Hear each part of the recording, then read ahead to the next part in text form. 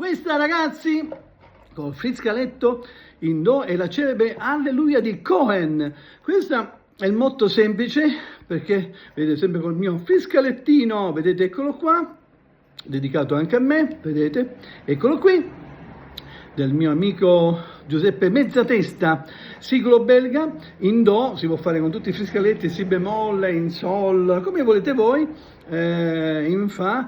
Questo perché una mia carissima amica Rossella me l'ha chiesto per friscaletto in do, e l'ho fatto in do.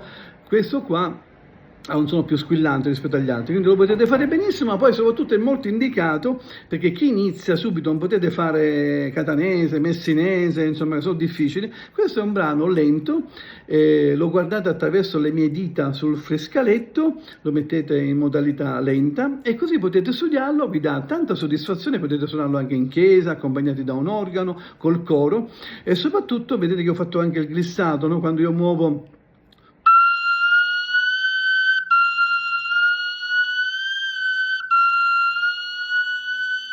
questo è l'effetto glissato, fa un effetto sudamericano su questo effetto espressivo.